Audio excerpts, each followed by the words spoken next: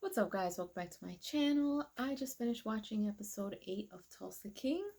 If you guys don't know, my reaction to that episode along with all the others will be under my YouTube memberships. If you are new here, I have 2 levels of memberships over there for you guys to watch, where I have exclusive stuff for members only. So level 1 is for $2.99 and you're going to get priority replies from me, special polls, and live streams.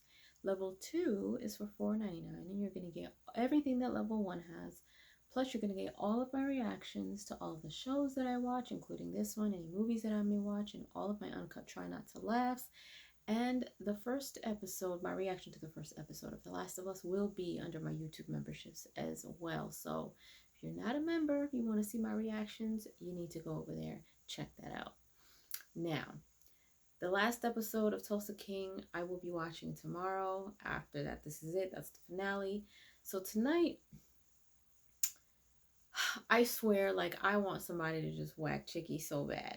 I really do. He really irritates me. So he's trying to figure out how to kill Manfredi. He just can't stand him, right?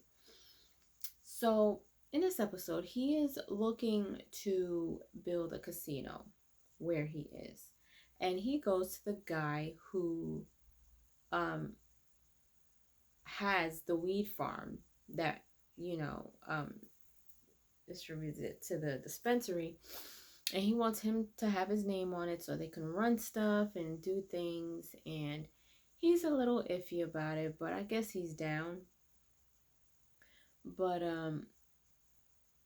this episode wasn't too wild. So we know that Dwight wanted his daughter to move out to Tulsa. Her husband didn't really want to do that. So she was on the phone with him at one point. And she was like, I think it's a good idea. It didn't say whether she talked to her husband again or not. But he's got so much going on now that he doesn't even want her out there, because things are going to get really bad. I'm sure of it. With everything going on with the biker gang and, him covering up his tracks and stuff, and him trying to, run this business and do what he does. It's just bad timing for her to go out there, especially if he wants to keep her safe. So then she agrees and she's like, we did just meet. I think she was kind of hurt that he said that, but they didn't show much of more of a conversation anyway. So we also see the ex-husband of the lady who runs the ranch. And I don't know what he's doing at the ranch, but apparently he gets introduced to Dwight.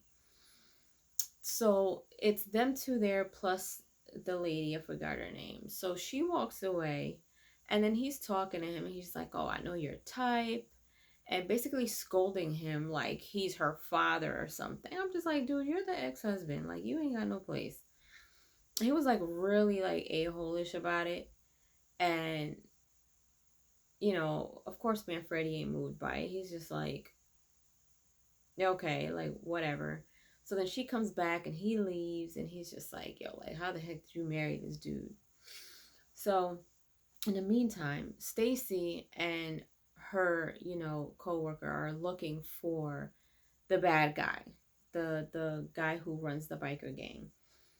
So they're in the office talking to the FBI about everything that they know. And then the FBI is like running this stuff down. All of a sudden they get to a part where they're talking about Manfredi and how he's got a girlfriend, and they're referring to the lady that runs the ranch. And you kind of see her stop, and you can kind of tell that it bothered her. And I was just like, oh man, here we go. So then you started seeing her get really upset. Like she's just like, what does that have to do with anything? Blah, blah, blah.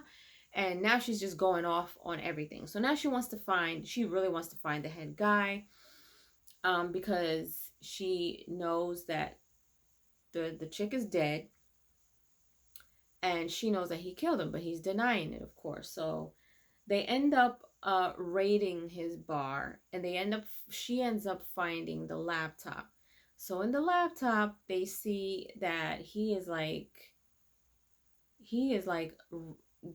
got millions and millions and millions of dollars stealing NFTs and cryptos and all this other stuff. Kind of what Bo is doing, but a little bit more, I guess. Why he would leave and then leave the laptop behind, I don't know, because he did flee with his, I guess, co-captain or whoever he is. So now they're on the run. So of course he's got the cops on his payroll, which were the same ones that pulled Tyson over. So he ends up calling up the cops and saying, look, I need you to find me and Freddie, put him in a jail cell so I can get to him. And they try it. So they end up finding out where Manfredi is. They're driving, him and Tyson are driving down the street when all of a sudden they hear the cops behind them. They pull him over and Dwight gets out the car. And he knows immediately what's up. And he's like, I'm holding this type of gun with all these bullets that put a hole in you so big that you could put your fist through it type of thing. He was like, now I don't know what type of stuff this biker dude's got you doing, but you need to get back in your car. So he knew that this was just not a stop, but he doesn't want Tyson to know. He doesn't want anybody to know how deep this stuff really is. Meanwhile, in the beginning of the episode, we see that forget his name, the guy that runs the bar and Dwight are trying to teach these people how to shoot, and boy, they are struggling. Then you got the guy that had the dreads, and Bo doesn't even want to shoot the gun. The guy with the dreads misses. The big guy that works with them misses.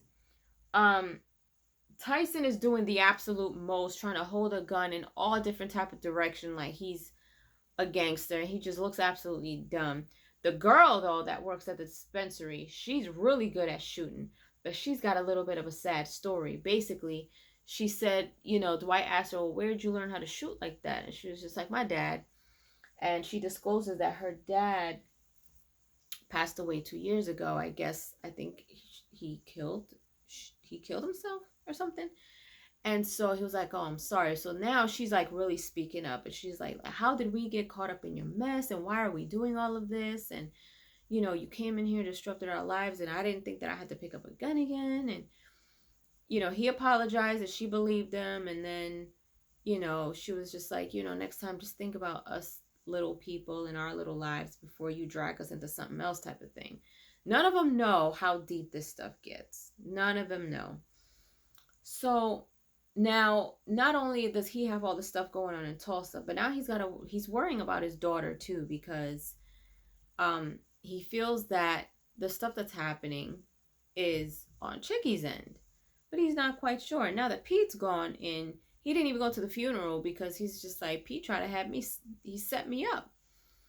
So he definitely wasn't going out there, which I don't blame him. So anyway, the whole time, they're just trying to figure out how to do what. Meanwhile, now Armand and his wife are having a conversation because she still wants to move and he's not going anywhere. Now he's standing up for himself. Now he's doing stuff. It's almost like he's kind of reverting back to whoever he used to be back when he was in New York, and his wife had no idea that he used to be a mobster or anything. And she still doesn't know a lot of this information. So they're going back and forth, and long story short on that situation, they're having dinner at home, and it all ends with them arguing, and she's just like, look, we're moving. He says something along the lines of, it's time to stand up for myself. So she's like, well, I'm standing up for myself. Either we move or we're getting a divorce. So he gets really mad. He's like, we're not running. He throws his plate against the wall. She's like, you need to find another place to stay or we're getting a divorce, period. So that's where that ended. Now, this conversation with Chickie back at the funeral and everything, like, he's getting mad because now he wants to rally all the big dogs and get Dwight killed. And they're like, he's a general. Like, what do you mean you want to take him out? Like, I don't understand. Chickie doesn't care. The fact that his father compared him to Dwight and said he wasn't even half the man that Dwight was, man, I know that bothered him so much. Now he just doesn't care at all. So he makes a phone call to Dwight telling him he wants to leave the past in the past.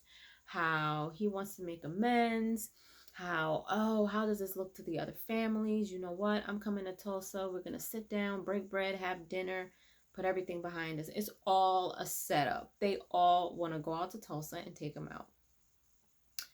So I'm hoping that Dwight knows what's up. And I just considering everything that's happened in this series, I'm sure he knows what's up. He knows. And he doesn't like the fact that he's dealing with Armand either. He doesn't know what's going on with that. So it's gonna get really, really ugly. So then this all ended with Dwight getting dropped off in front of where he's staying, and Stacy coming and talking to him and telling him, look, I got the FBI off your back. You need to just walk away and do whatever you need to do to stay out of stuff. Well, they were looking for the guy that's running the biker gang and his counterpart or whatever. So they're outside talking, and then they end up pulling up on a side street. They all start shooting at each other. Dwight, Stacy, the cop, and then the two guys. But then Stacy gets shot. So now Stacy gets shot. Tyson comes around the corner after he leaves him there. Dwight tells him to take the gun, hide it, leave. Dwight's got blood all over his shirt. The cops are showing up. And I'm just like, oh, this is bad. This is really, really bad. They're going to wonder what she was doing there, why she was with Manfredi, why he was, like there are so many questions now.